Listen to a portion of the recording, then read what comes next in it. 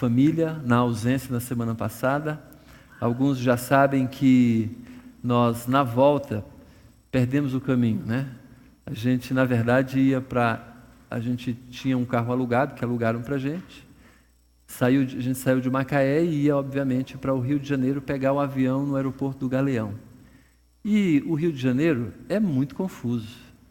É uma balbúrdia, né? É um negócio assim complicado. E a gente estava com o GPS, confiando um pouco no GPS, né? E eu também já tinha passado por aquele trecho ali algumas vezes. Mas uma entrada sem vergonha que tem para ir para o aeroporto, saindo da principal avenida, né? Para ir para o aeroporto, ela não é não tem placas tão claras. Na verdade, nem vimos placa nenhuma. O GPS estava indicando, mas sabe aquele negócio assim que a gente não sabe? Tem ali uma entrada, mas a gente não sabe exatamente o que vai fazer. E a gente perdeu aquela entrada. Na verdade, quando acabou de passar, eu ouvi a Letícia falando assim, era essa a entrada, alguma coisa assim, era essa a entrada. E porque depois que você passa, você percebe que está errado, né? Você não, vou para cá, vou para lá. Quando vai para lá, era errado, a entrada errada. A entrada não, a gente continuou o fluxo, né? Então a gente só pôde parar uns 14, 15 quilômetros depois, quando a gente tentou fazer a volta, né? Então, e a volta, eu já estava meio assim, choroso, né? E quando eu olhava para a pista que estava voltando, Avenida Brasil, linha vermelha, se não me engano, quando eu via a pista, a gente estava indo e não parava nunca, né? Quando eu percebia a pista voltando, eram os carros quase parados por causa do congestionamento. O fluxo estava fácil, mas a vinda, Senhor, arrumou outro caminho para a gente, porque esse aqui vai dar bode, né? E para nossa tristeza, era por essa estrada que a gente deveria vir mesmo. E pegamos de volta, né? Aquele trecho, a gente parou, abasteceu o carro de novo, né? Porque tinha que entregar o carro abastecido. Fomos ao banheiro, aquela coisa toda. Graças a Deus saímos bem cedo, bem mais cedo do que deveria. E Deus também nos abençoou até nisso, né? Na volta, então, o GPS apontava uma direção, dois caminhos diferentes, mas só tinha uma estrada que o GPS apontava, né? E a gente foi meio que, assim, tentando entender algumas placas, tinha algumas placas, a gente chegou, beleza. Fomos até um determinado lugar e erramos de novo a outra entrada. Já mais perto do aeroporto, né? Ao errar aquela entrada, eu já fiquei assim, passado. E numa outra entrada, a gente ia errar novamente. Quando eu parei, depois que passei a entrada, parei. Aquele trânsito maluco, parei, falei, eu percebi que estou errado, eu tenho que ir para a esquerda agora. Olhei no retrovisor, alguns carros vindo, liguei o pisca-alerta, dei uma ré naquele fluxo maluco, os carros buzinando, né? E aí entrei, fui na direção. Quando eu vi duas outras opções, sem o GPS indicar, eu fiquei nervoso. Estou perdido mais uma vez. Naquela hora lá eu já assim, acho que o pessoal estava olhando assim para mim, né? As mulheres olhando para mim assim, acho que meu marido vai ter um ataque de nervos aqui. E aí naquele momento ali eu pude dizer para o Senhor, sem o Senhor a gente não chega em lugar nenhum. Se o Senhor não nos levar, não adianta GPS, não adianta lembrança, não adianta nada. E aí a gente, já errado, continuou, aí a gente pediu orientação para o Senhor, Ele nos deu essa orientação, que é para lá, você está muito longe, aquela coisa toda. Aí fui conforme Ele indicou, lá na frente, chegando perto, né? A gente pediu outra informação, porque a gente já estava confuso de novo, porque tinha duas outras possibilidades de entrar. Aí a gente, pedindo informação para um senhor, um taxista, ele não quis dar informação. A gente pediu para ele como corrida, né? Nos leva lá que a gente paga. Eu nem sei onde é que é, moço. Mas estava perto, acho que ele não quis fazer isso porque estava realmente perto. A gente conseguiu ver o local, mas, sabe, 700 entradas, aquela coisa toda, eu não tinha mais chance de errar aquela coisa toda, né? Na hora que nesse momento apareceu um senhor. Wesley, eu acho que é bom fechar ali aquela porta que está vindo mariposas para cá. Por favor, me faça essa gentileza, né? Senão daqui a pouco a gente vai ficar incomodado com as mariposas. Então, na hora que o moço não quis nos informar, um senhor lá na frente, que nem eu imaginava que ele estaria ouvindo, nem dava para ouvir a nossa voz, ele nos ensinando de lá de longe. É ali, é ali. A gente foi mais para frente e ele falou assim, você só faz isso, entra à direita, faz o contorno e entra à direita de novo. Como eu já tinha errado muito mais do que a minha cota, né? Eu falei, moço, leva a gente lá, por favor. Aí ele falou assim, eu não posso, é fácil demais para você, aquela coisa toda, né? Olha, não precisa. Eu falei, moço, por favor, eu pago uma corrida de táxi para você. Estava escrito na camisa dele, né? Táxi. Ele falou, como é que eu vou com vocês? Eu falei, só entrar aqui atrás, né? As meninas se aproximaram, ele entrou e nos levou até para entregar o carro, demorou um pouco a entrega do carro.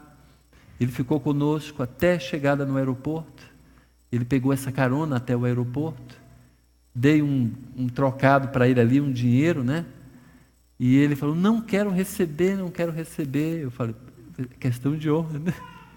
Por favor, receba isso aqui.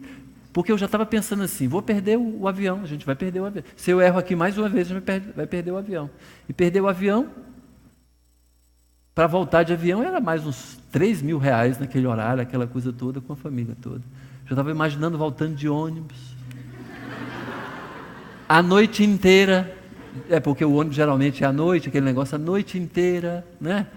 E aquelas imagens que a gente pensa em um segundo e pensa todo o tempo depois, né? Falei, Senhor, nos livra disso. E o Senhor nos abençoou. Aos 44 do segundo tempo, estávamos lá, né, fazendo o check-in. Bondade do Senhor, apesar de mim, apesar do GPS, apesar da gente. E eu quero agradecer a Deus porque Ele não nos abandonou em momento nenhum. A gente é que ficou aflito, eu é que fiquei aflito. Mas eu vi a graça do Senhor. Mesmo que se a gente não pegasse ônibus também, eu estava entendendo que seria óbvio não pegasse o avião, né? Se viesse de ônibus. Eu estava entendendo mesmo de que a graça do Senhor era suficiente para a nossa vida. E eu acho que a gente tem que entender isso sempre, né? Apesar das crises, apesar de todas as dificuldades que a gente tiver, o Senhor ainda está conosco e Ele quer o melhor da gente. A Bíblia diz que Deus tem planos bons, só planos bons para a nossa vida. E se a gente permitir que Ele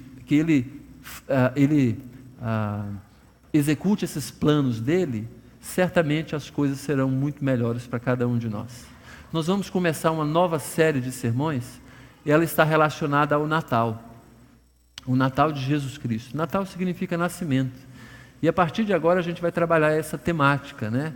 Para que a gente comece a entender de que Natal não é presentes, ou não tem a ver com presentes, embora isso também possa fazer parte de um Natal saudável, né? Não é proibido, mas o Natal não é a troca de presentes. Pode ter isso, principalmente se a gente tiver na mente, no coração, né, o verdadeiro sentido do Natal, que é o nascimento de Jesus, ou melhor, a vinda do Deus Todo-Poderoso se encarnando para poder nos salvar. Esse é o Natal. O Natal de Jesus encontra a história da nossa vida. Então Jesus veio ao mundo justamente para se fazer gente e pagar os nossos pecados. Além disso, ele também veio ensinar exatamente como Deus era e como nós devemos ser.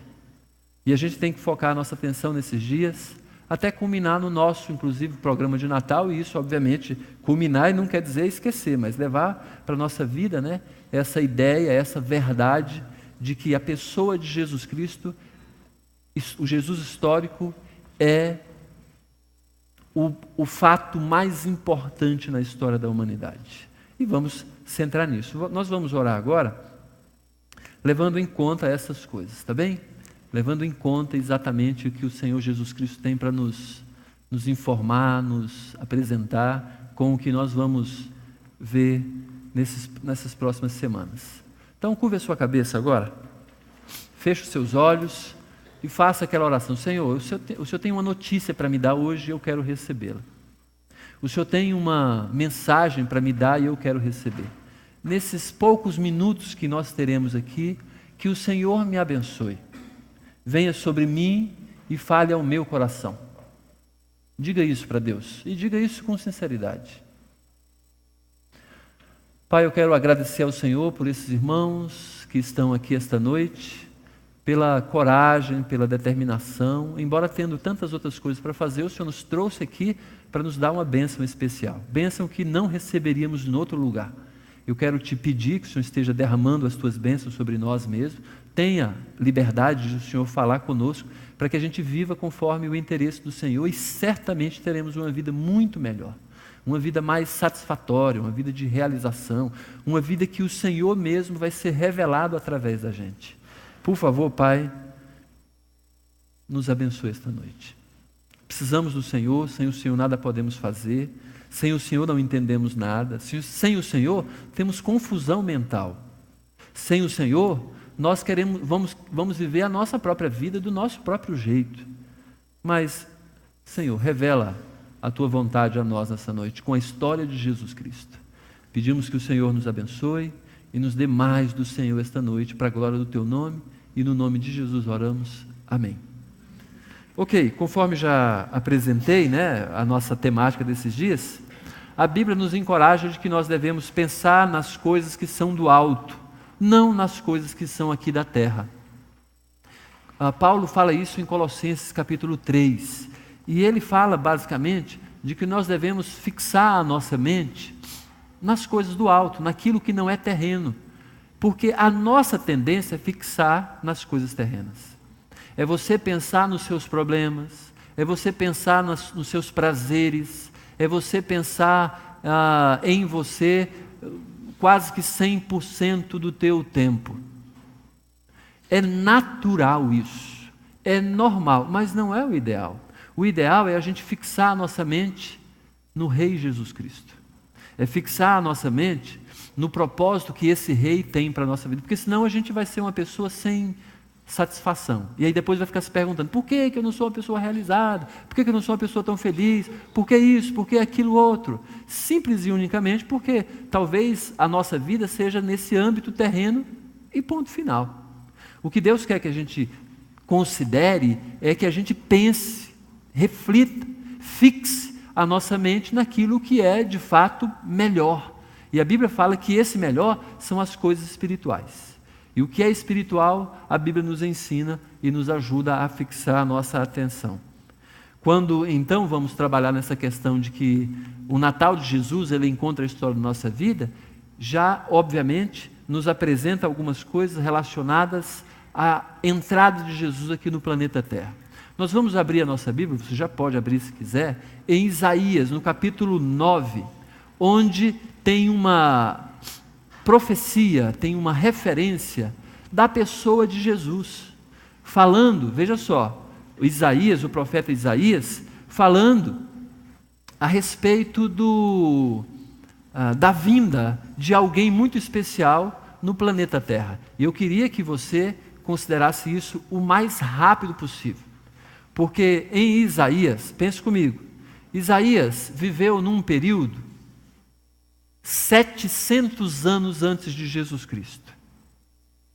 700 anos antes de Jesus Cristo. É imaginar 700 anos antes do Brasil, antes do tempo que nós estamos agora, a sua realidade, o seu nascimento. Uma pessoa, um homem, 700 anos antes de Jesus, ele profetizou acerca de Jesus, falou acerca de Jesus. Isaías foi muito generoso, Deus o usou de uma forma esplêndida para falar acerca desse Jesus. E o capítulo 9 é um capítulo especial, que vai falar a respeito do caráter desse Jesus. Embora a gente vai gastar mais tempo posteriormente falando acerca disso, hoje eu queria falar basicamente dessa profecia. Capítulo 9 de Isaías, a partir do verso 1, vai falar dessa profecia. Isaías viveu numa época, junto com o povo de Deus, viveu em Judá, numa situação muito delicada. O povo de Deus tinha se dividido. Tinha dividido em dois grandes grupos. um grupo que é da tribo de Judá e todas as outras tribos. Lembrem que o povo de Deus estava dividido em 12 tribos. E essas tribos eram homens que, na verdade, eram representantes de Deus aqui na terra, que esses homens, de repente, por uma situação, por uma rebeldia, decidiu dividir o povo. Então, um povo ficou com Judá, ou na tribo de Judá, o povo de Judá, o povo judeu, daí o nome judeu. Esse povo ficou fiel às promessas de Deus. E as outras tribos começou a adorar outros deuses. E Isaías já sabia que esse povo que decidiu desviar sua atenção de Deus, virou um povo idólatra, esse povo já tinha sido castigado pelo povo inimigo. E Isaías também estava vendo que o seu próprio povo, Judá, também estava indo na direção de cultuar outros deuses. Então Isaías foi falar para o povo de que se o povo não se arrependesse, ia acontecer do mesmo jeito que tinha acontecido com aquela outra parte, com os outros do povo de Deus. A expectativa, de que esse caos, essa situação toda que estava acontecendo ali em Judá, ia fazer com que o povo também fosse cativo, escravo, fosse invadido por um povo inimigo. Então Isaías estava falando para o povo: olha, se a gente não se arrepender, vai acontecer do mesmo jeito, a gente vai virar escravo. Nós somos um povo livre, mas a gente vai virar escravo. E os primeiros versículos, na verdade, a gente tem poucos versículos aqui para avaliar, mas esses versículos aqui já começam a nos dizer essa grande verdade, de que o povo estava em trevas morais, já estava se encaminhando para uma situação de sofrimento por causa da sua rebeldia, por causa da desobediência.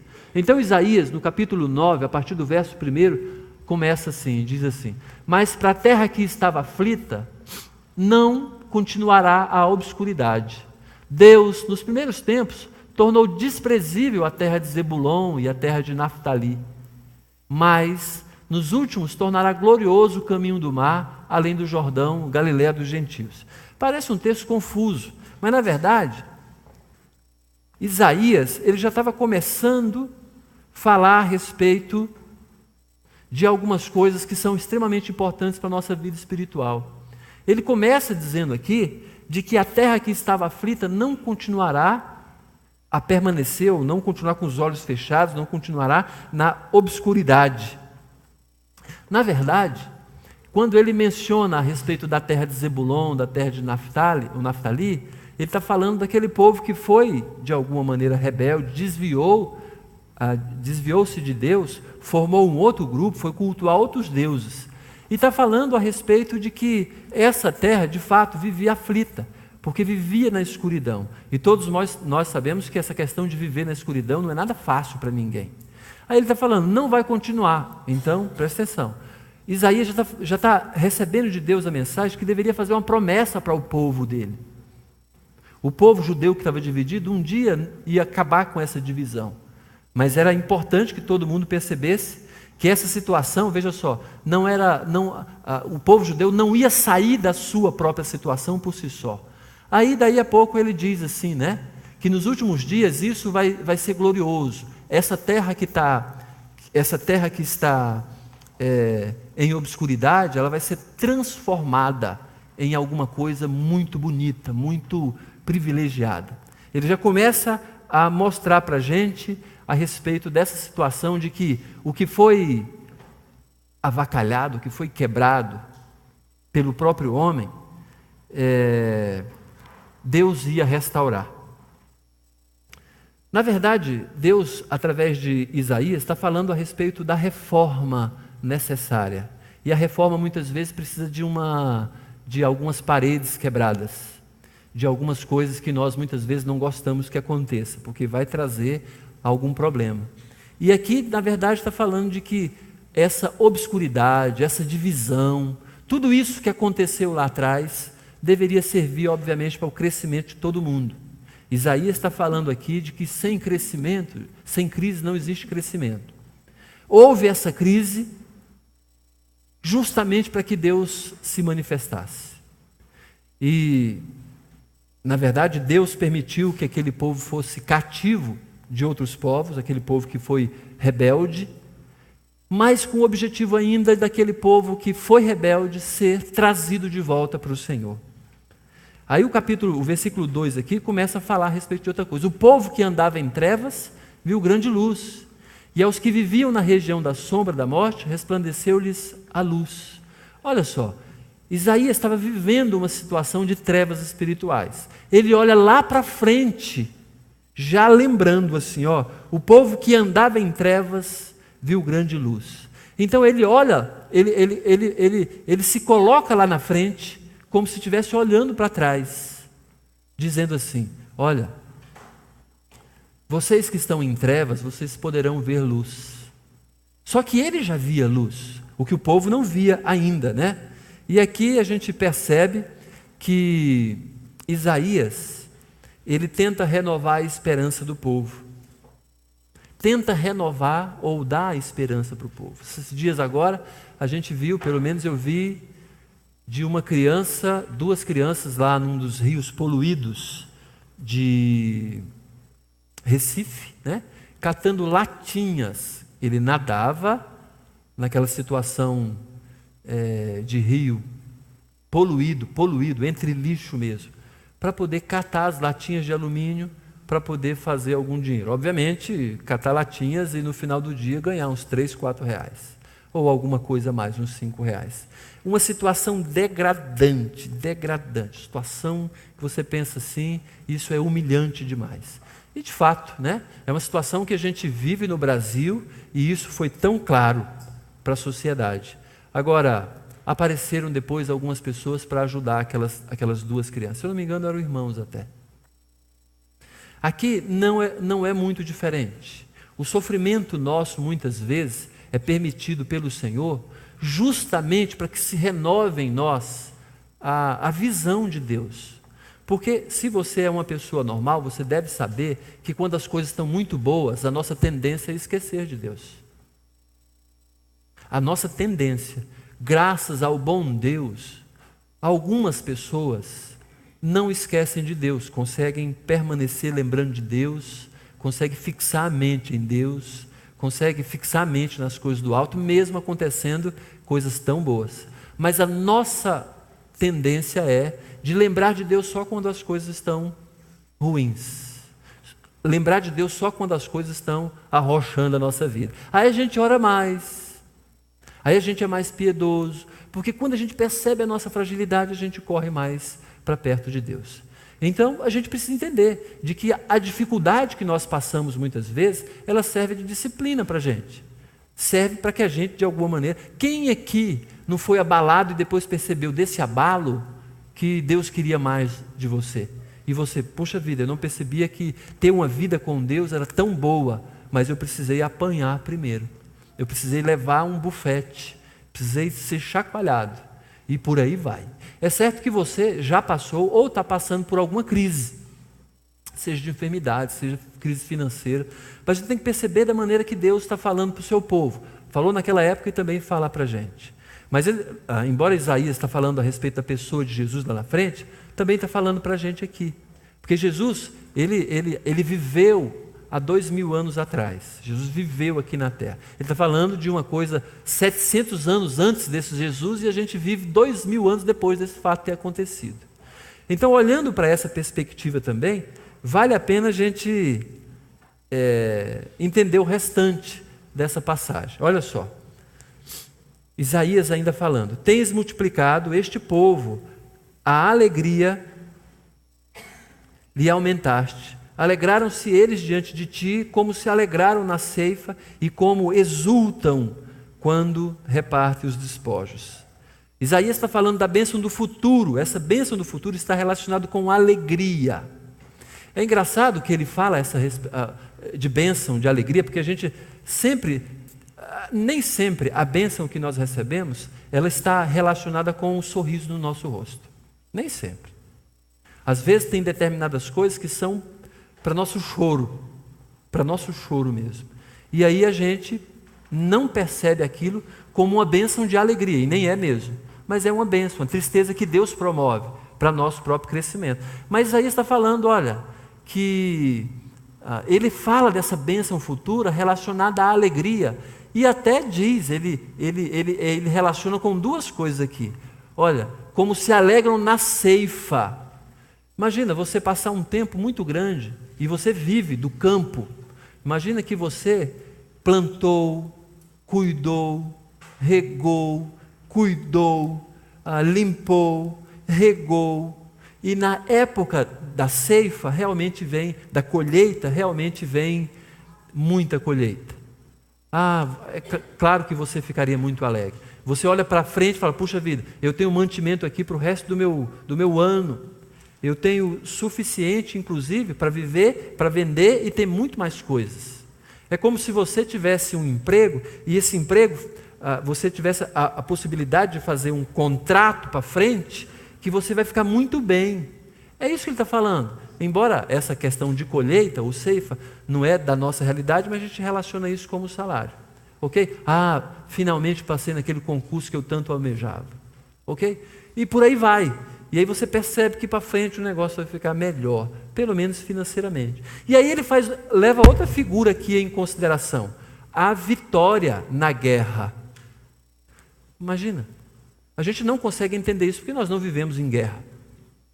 A gente não consegue entender isso muito bem, porque os inimigos não estão nos cercando. Mas, como você tivesse saído você estava enfermo a ponto de morte. E daí a pouco Deus lhe dá cura física. E você se levanta e sai, lembrando que você já tinha chorado, que você já tinha despedido das pessoas, né? Eu sofri uma situação dessa, já falei isso aqui, quando eu tive uma bronquite crônica, com asma crônica, e ao mesmo tempo tive pneumonia. Fui para o hospital, agarrando, fui arrastando porque eu não conseguia chegar lá. Cheguei lá, a médica falou, olha, seu problema é esse e tal, e vamos te medicar. Não tinha lugar lá na enfermaria, eu tive que ficar deitado, isso tem muito tempo, não era cristão ainda, né? Então tem muito tempo mesmo, né? E naquela época ali eu fiquei aflito, porque a médica me passou os medicamentos, e eu não estava ficando bem, eu estava piorando, não conseguia me mexer no leito, né? Já tinha sido transferido para uma área um pouco especial, e a médica falou para mim, olha, a gente já fez o que podia fazer, já deu o medicamento que podia dar para você. E aí o que me veio à mente? Vou morrer. Vocês sabem que eu não morri, né? Obviamente, né? Mas durante aquele tempo, naqueles momentos ali, muitas coisas passavam na minha cabeça.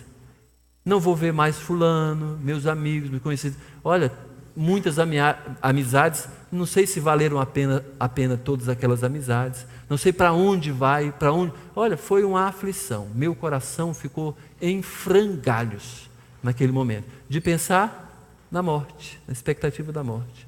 Deus virou a situação, em 2 dias eu já estava quase que tendo alta. Depois eu falo a respeito disso, né? De que naquela noite eu saí, eu levantei me arrastando, fui sentar naquela área de medicamento, chorando. Já, tipo assim, esperando a morte chegar, né? E Deus reverteu a situação. Apareceu uma senhora lá, uma pessoa de Deus, olhando para trás, como pode, né? De madrugada, uma pessoa veio ali, foi me medicar, né? E olha, depois a gente até conversa um pouco melhor. Mas o fato central é que em 2 dias eu já estava recebendo alta. Quer dizer, a situação totalmente revertida. Olhava para trás e pensava assim, eu já estava me despedindo das pessoas, assim, pelo menos, né? Vou morrer mesmo. E agora estou indo embora para casa, para um recomeço. Eu sei que aquele momento ali foi tão impactante na minha vida, que eu pude rever, pelo menos criar coragem de rever a minha vida aqui na terra. Quando a ideia daqueles que exultam quando reparte os despojos. Então Deus está fazendo uma promessa, olhando para Jesus e falando dessas coisas, falando da colheita, está falando da vitória. E aí fala assim, porque tu quebraste o jugo que pesava sobre eles, falando de Deus, falando de Jesus, né? Que viria, mas está falando Isaías como se estivesse no futuro, olhando para o passado, olhando para a realidade dele.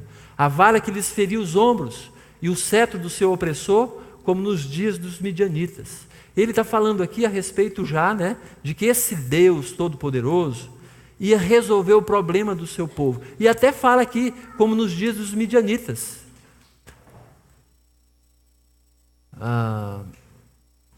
Lembrando, obviamente, de Gideão. A forma milagrosa que Deus deu vitória para o povo judeu com o Gideão. Com apenas 300 homens. Quando, na verdade, eram poucos. 23 mil guerreiros. E Deus falou, eu quero dar a vitória, mas não quero que ninguém pense que foi pelo braço do povo. Não sei se vocês lembram disso. Aí Deus falou, então, pode dizer para o povo aí, quem tá triste, quem está com medo, quem está apavorado, volta embora. 13 mil pessoas voltaram embora para a sua própria casa, para não guerrear. De uma lapada, 23 era pouco, aí só ficou 10 mil. E aí Deus falou para Gideão, tem muita gente ainda. Faz o seguinte, faz esse pessoal descer nesse ribeiro aí para beber água, depois a gente vai selecionar o pessoal. Quando o povo foi descer para a água, Deus falou para Isaías, as pessoas que pegarem água na mão e levarem na boca, você segura que é esse pessoal que vai lutar. Os outros aí, que beber igual cachorro, lamber, né, levar a cara lá, esse dispensa. Daquela quantidade enorme, que não era tão enorme para a guerra, só sobraram 300 homens. Aí Deus, agora tá bom. Ninguém vai dizer que foi pela estratégia de vocês, pelo braço forte de vocês. E Deus deu a vitória. É bom que vocês leiam isso depois. Juízes, né? No livro de Juízes, capítulo, 6, 7, por aí, né? Livro de Juízes, a história de Gideão. É esplêndido isso. E aí ele está falando, olha, como nos dias dos midianitas, um milagre, a vitória de Deus, de forma inquestionável de que foi Deus que concedeu isso para o povo. Agora a gente entra aqui nos últimos versículos que vamos apreciar, onde Deus fala através de Isaías, porque toda bota com que anda o guerreiro no tumulto da batalha e toda veste revolvida em sangue serão queimadas, servirão de pasto ao fogo.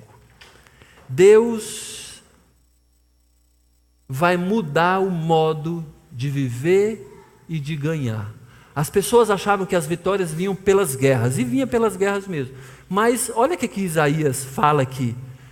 A bota com que anda o guerreiro no tumulto da batalha, e toda veste revolvida em sangue serão queimadas, servirão de pasto ao fogo. A maneira de Deus dar vitória no futuro não vai ser com arma, não vai ser guerra entre pessoas. A nossa luta não seria contra sangue, contra carne, não seria humana, não seria nessa esfera não. E aí, aqui é que entra a grande profecia, que a gente recita e cita no Natal. Isaías já estava falando, estava categorizando, dizendo para mim e para você como é que seria essa nova era, quando viria esse grande Deus. Olha só, porque um menino nos nasceu. Presta atenção. Isaías estava olhando para frente e falando como se estivesse lá na frente, olhando para trás. Um futuro do passado, né? Olhando alguma coisa assim. Porque um menino nos nasceu, um filho se nos deu, o governo está sobre os seus ombros, e o seu nome será Maravilhoso Conselheiro, será Deus Forte, será Pai da Eternidade e será Príncipe da Paz.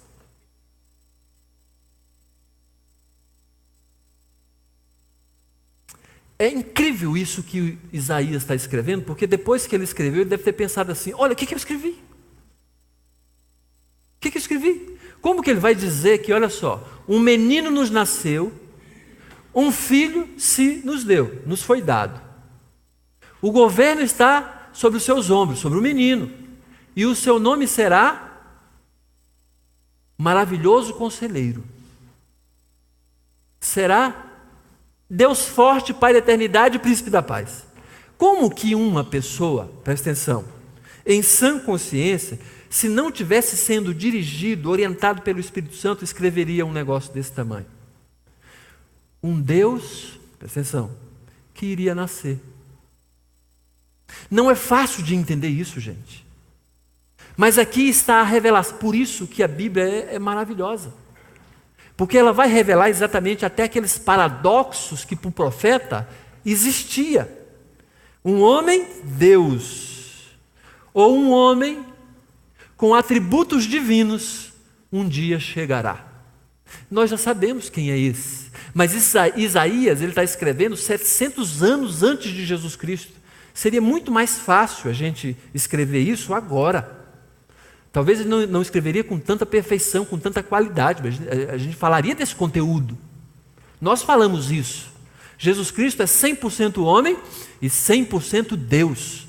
A gente fala isso tranquilamente, embora isso seja algo não muito fácil, porque essa matemática não é tão legal. 100% mais 100%, ok? É 100%.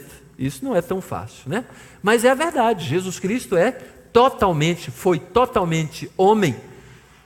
Jesus histórico, totalmente homem e totalmente Deus. E a revelação em 9:6 de Isaías é bem claro. A gente vai voltar nessas qualificações aqui desse Deus que ao mesmo tempo era homem na pessoa de Jesus. Então, finalizando aqui,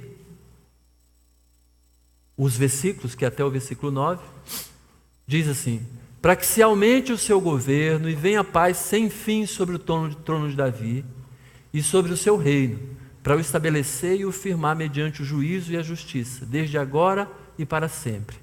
O zelo do Senhor dos Exércitos fará isso. Presta atenção. Duas coisas que a gente tem que fixar a nossa mente nisso aqui. Primeiro, está falando de uma paz sem fim que virá sobre o trono de Davi. Nunca aconteceu isso na história, então Jesus faz questão de resolver isso. Também não aconteceu quando Jesus estava aqui presente conosco. Então é uma promessa que ele vai cumprir um dia. Por isso que eu fico tranquilo de entender que haverá um tempo de paz aqui na terra. Um tempo de tranquilidade, como ele está falando aqui. A Bíblia chama isso de milênio, em Apocalipse. Isaías sabia que isso ia acontecer, só não sabia qual era o período. E a gente não sabe quando, mas em Apocalipse diz pelo menos a quantidade de tempo, 1000 anos vai acontecer isso. E depois a gente conversa um pouco sobre isso. Mas ele está falando dessa paz sem fim. Mas uma verdade grande aqui é o final dessa passagem. O zelo do Senhor dos Exércitos fará isso.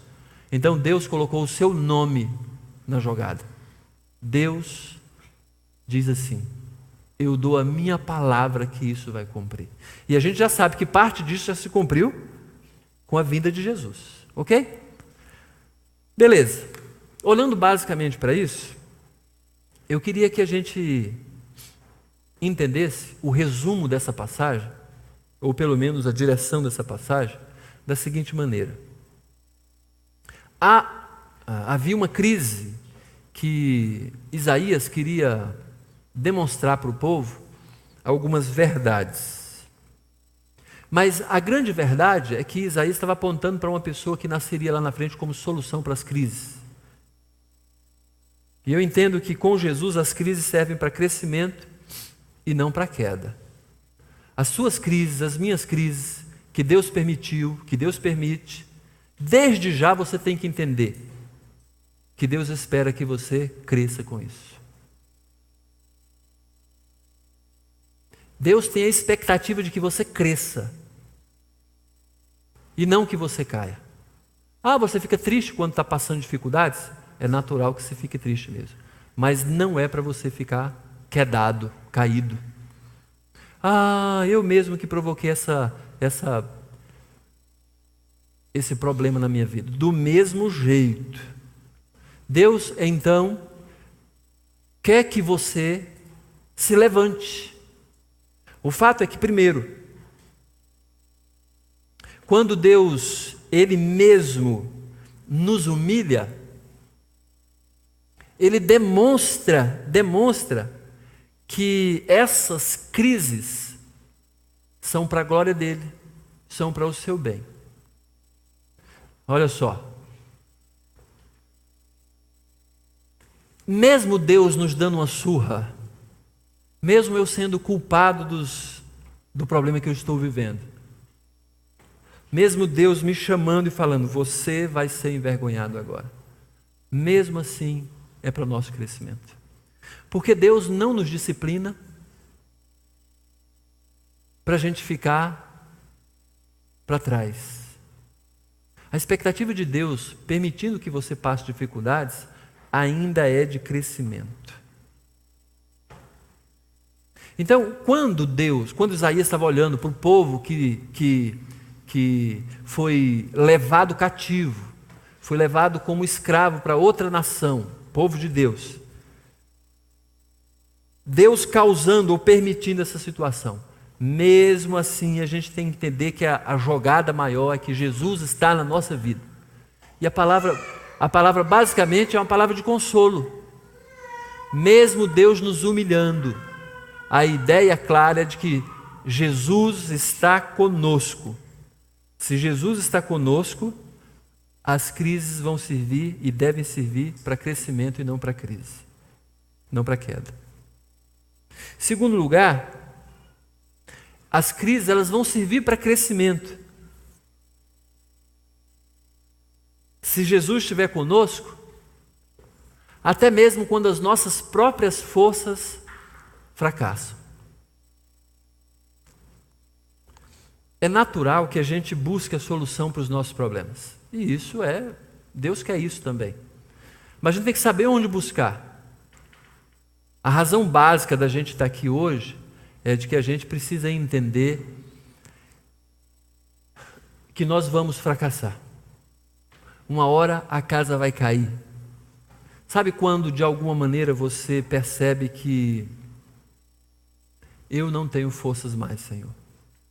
Nesse exato momento a gente tem que entender que essa crise é para o nosso crescimento. E é bem provável que esse crescimento ele está relacionado, sabe a quê? A gente se render a Ele. Porque talvez a nossa vida sempre é contando conosco, né? A gente pensa assim, eu vou fazer isso, eu consigo sair dessa situação. E Deus muitas vezes vai colocar lá embaixo, para a gente não confiar na nossa própria força. Quando nossas próprias forças fracassam, Senhor, eu fiz certinho, mas não tenho mais força, porque olha, já estou esgotado, já estou cansado, não consigo mais nem caminhar, eu estou lá embaixo.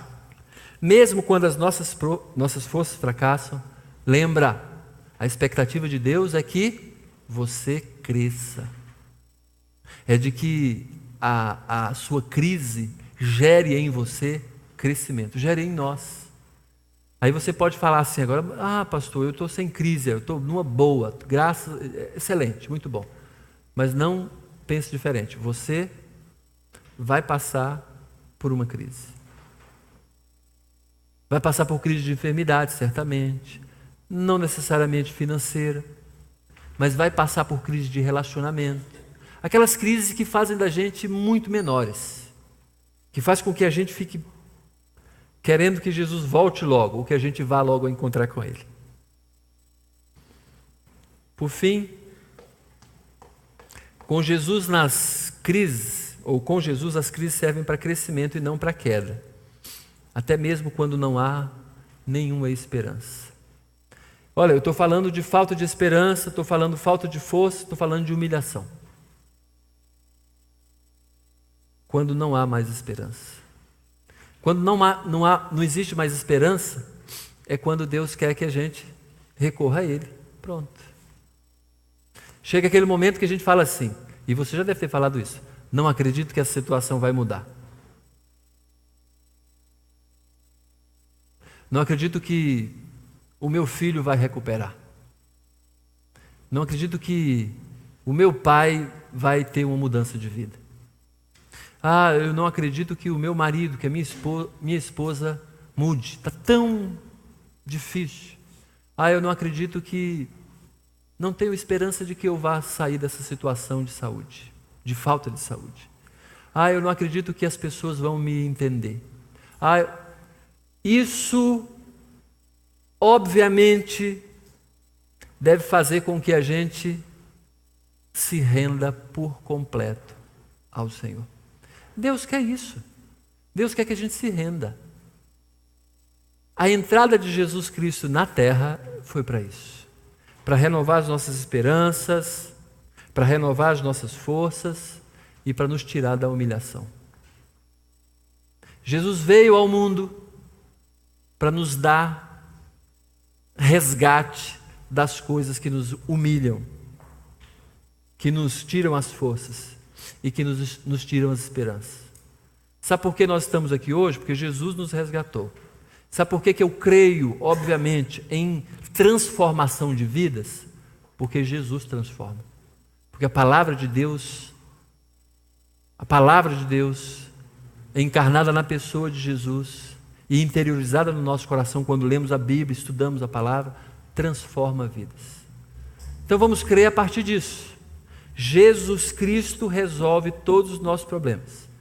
Então, vale a pena você olhar e avaliar essa questão. Eu estou humilhado em alguma situação, não tenho forças, não tenho esperança. Jesus concede isso para a gente. Jesus veio ao mundo para isso. Jesus nasceu há 2000 anos atrás para nos conceder o que nós precisamos para ter uma vida que glorifica o nome desse Senhor. E agora nós vamos orar levando em conta tudo isso. Você pode estar bem agora, mas talvez não. Se não estiver, é em Jesus a sua esperança.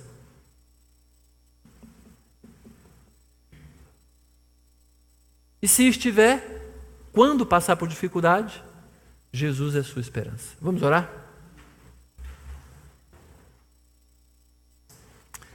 Curva a sua cabeça, feche seus olhos e vamos orar. Vamos focar na pessoa de Jesus. Vimos agora que Jesus foi avisado 700 anos antes dele aparecer, dele nascer. Semana que vem a gente vai falar um pouco mais sobre esse Jesus, agora mais na vida de Jesus. Pai eterno, muito obrigado porque o Senhor é bom, o Senhor tem nos abençoado, nos dado a revelação da Tua palavra de que só em Jesus temos esperança. Só em Jesus temos força, Senhor. Só em Jesus nós deixamos de ser humilhados pela força do pecado. Só em Jesus é que temos o resgate da nossa vida, da escravidão, da idolatria, das compulsões, das dificuldades que a vida nos apresenta. Pai, muito obrigado por Jesus. Queremos te agradecer por Ele e pedir que o Senhor continue nos abençoando, nos dando a revelação dEle. Por favor, Pai, esteja conosco. No nome de Cristo Jesus, nosso Redentor amado, no nome desse que nasceu para nos resgatar e nos dar o que precisamos, é que nós oramos pedindo essas coisas. Amém. Ok. Eu quero dar alguns avisos aqui antes da gente terminar o nosso tempo de culto. O primeiro aviso é que anote na sua agenda, 14 de dezembro, sábado, teremos um curso aqui, uma oficina, um workshop sobre evangelismo explosivo, ok? Anota na sua agenda. Eu não sei exatamente o valor ainda, mas a gente vai ter material, vai ter almoço, a gente vai ter um pessoal aqui nos trazendo as informações, a palestra, né, a oficina. Mas anota aí, você certamente vai ser impactado com uma maneira de evangelizar. Segundo lugar, outra notícia é sobre o Natal. Nós temos algumas necessidades já de antemão, porque a gente tem um projeto bem ousado esse ano. Nós faremos a nossa atividade de Natal num ginásio, no ginásio da escola Dom César, aqui no setor central. Vamos orar por isso e também se voluntarie. A Neuza está precisando de voluntários para essa tarefa. E também vamos ficar em oração pelo Congresso dos Jovens, que começa na sexta-feira, não é isso? Mas os jovens sairão quinta-feira à noite. Vamos orar pela viagem, pela estada e pela volta deles. Ok? O Alice quer dar um aviso. É isso? Tá bom.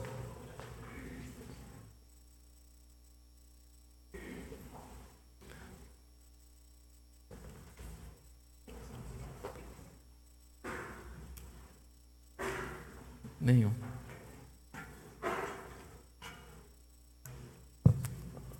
Azuli.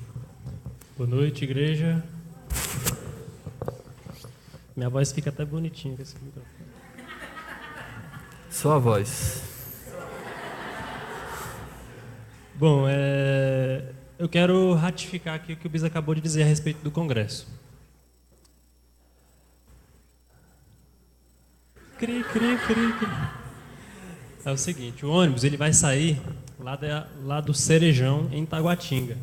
Ele vai, quero que as pessoas estejam lá 19 horas. Não chegue atrasado, porque vai ficar para trás. Qual horário lá? 19 horas. 19 horas, Taguatinga. Estacionamento do Cerejão. Do Cerejão. Eu vou estar lá. Então, não vai ficar perdido por lá, né? Você que fez a inscrição, mandou um e-mail lá para aquele e-mail que eu mandei lá no Facebook. Precisamos, se você não receber uma confirmação, um retorno desse e-mail, você está com problema. Entre em contato comigo para que eu possa resolver esse pequeno detalhe. Quem quer ir ainda, restam 3 vagas. Então, até onde eu sei... Né, Daiane? Tem mais alguma... São 3 vagas ainda. Quem quiser ir ainda tem chance. E eu preciso disso hoje. Que hoje é o último dia, hoje é o prazo. A Daiane veio aqui hoje a questão da camiseta. Se você comprou uma camiseta dessa aqui ou quer comprar, para ajudar também, nós estamos vendendo essa camiseta para poder ajudar o Congresso. Pagamento de algumas inscrições de alguns jovens. Então, existem algumas disponíveis ainda, né? Você pode fazer encomenda. Quem não pagou, a Daiane veio para receber. E é isso.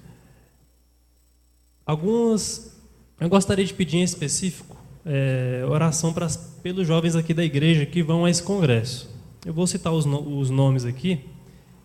E eu gostaria que, apesar de alguns não irem, vamos orar por eles também que ficam, que no próximo eles vão também, né? Vamos lá. Viviane, o Alisson, Thaís, Camila, Aline, Amanda, Fernanda, Débora, Mateus, Eduardo e Carol. E eu também. Forante o evento inteiro, né? Vamos orar, em específico, por esses jovens, para que Deus nos abençoe lá, na ida, durante e na volta também. É isso, obrigado.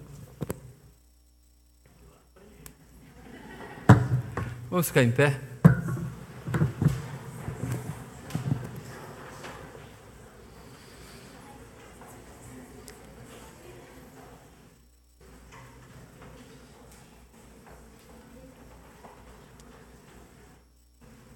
Levante a sua mão se você tiver liberdade, né? Levante as suas mãos, seus braços para o alto, pedindo a bênção especial do Senhor. Que a graça do nosso Senhor Jesus, o amor de Deus, o Pai, a comunhão e a consolação do Espírito Santo seja com todos que estamos aqui, hoje e sempre. Amém. Tenha uma boa semana, Jesus abençoe sua vida.